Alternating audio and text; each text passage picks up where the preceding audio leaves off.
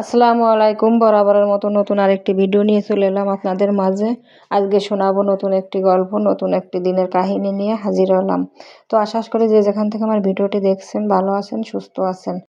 যারা আমার ভিডিওটি দেখছেন প্লিজ একটি লাইক দিয়ে ভিডিওটি কন্টিনিউ করবেন। ভিডিওটি ভালো লাগলে প্লিজ একটি কমেন্ট এবং সাবস্ক্রাইব করে দেবেন। আর যারা অলরেডি কাজগুলো করে দিয়েছেন সকলকে জানাই অসংখ্য ধন্যবাদ। তো আজকে ঘরের ভিতরে একটু গোছগাছ করব। আমি সকালবেলা ঘুম থেকে উঠে কাপড়গুলো পরিষ্কার করে স্কুলে গেছিলাম। দুপুরবেলা, এখন দুপুর, কাজগুলো আমি বিকালেই করছি। তো এখন গুছায় রাখছি। আমি মশারিটা রাত্রে যখন শোবো তখন আর কি করব, আমি আমি আছে মশারি খুঁড়ে পলিথিনে ভরে গুছায় রাখি। আবার যখন রাত্রিবেলা ঘুমানোর সময় হয় তখন আর কি টাঙাই নি।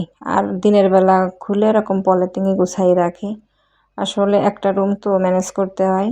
তো আমি কাপড়গুলো ভালো করে ভাঁজ করে ওয়ারড্রবে রেখে দিলাম।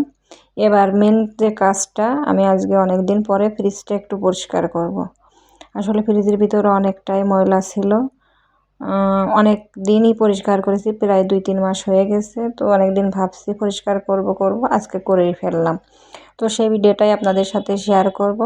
আসলে ঘরের ভিতর জায়গা কম এবং স্বল্পতার কারণে ফ্রিজটা একটু ভিতরে চেপাই রাখা হয়েছিল। ওখান থেকে কোনো রকমে সব কিছু বের করা যায়, কিন্তু ওখানে বসে পরিষ্কার করা যায় না, তাই একটু সাইডে সরায় আনতেছি। আসলে একা একা তো সম্ভব নয়, তাই আমি আমার ছোটো যার সাহায্য নিলাম। তো ওরে ডাক দিছি, ও একটু সরায় রেখে চলে গেল। তো আমি এখন একটা পরিষ্কার করতে যেয়ে দেখি যে আর এক জায়গা ময়লা। আমি সে পাশে অনেক ময়লা ছিল, আসলে আমার কল্পনার বাইরে অনেক ময়লা ছিল, সেগুলোই আমি পরিষ্কার করে নিচ্ছি। তো দেখতে থাকুন শেষ পর্যন্ত, ফিরে আসছি একটু পর।